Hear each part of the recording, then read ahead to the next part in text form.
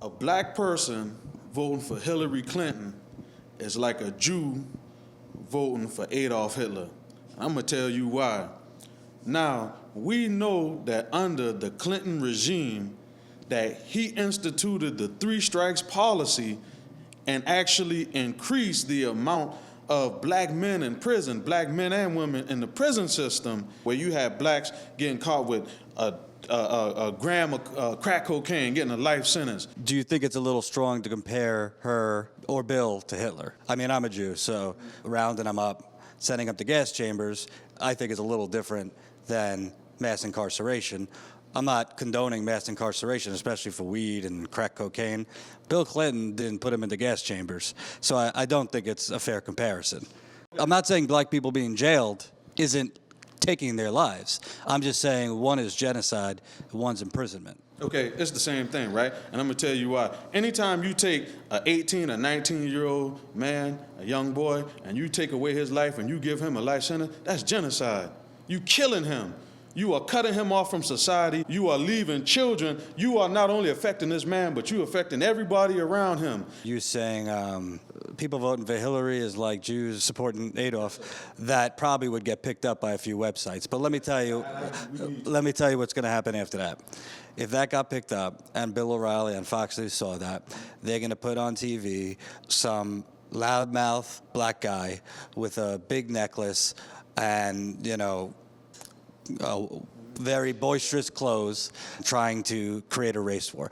I think that's the media prism you're dealing with, right-wing media and even some left-wing media that make you the boogeyman. The reason why they do that is because the whites are actually scared because they have done so much in the past towards blacks.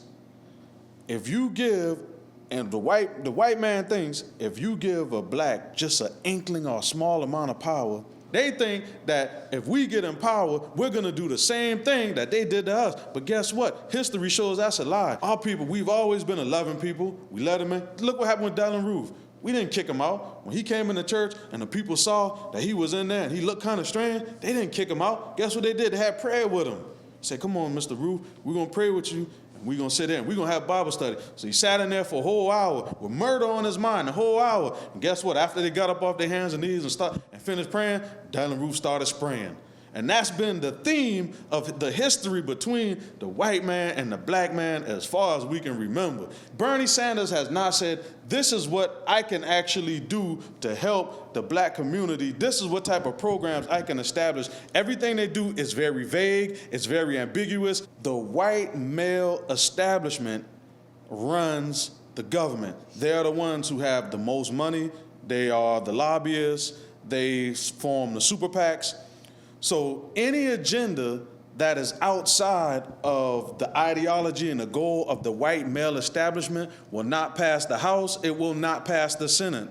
So what happens is, if you're a politician, when you're trying to win a certain person's vote, of course, you're gonna have to say things that are going to be titillating to the mind. However, you know that when you get in office and you try to put this stuff out, it's gonna fall on deaf ears. Do you actually think the white man will allow these bills to pass that are gonna go and help to help black people and all that? No. If I get in power, I don't wanna kill you.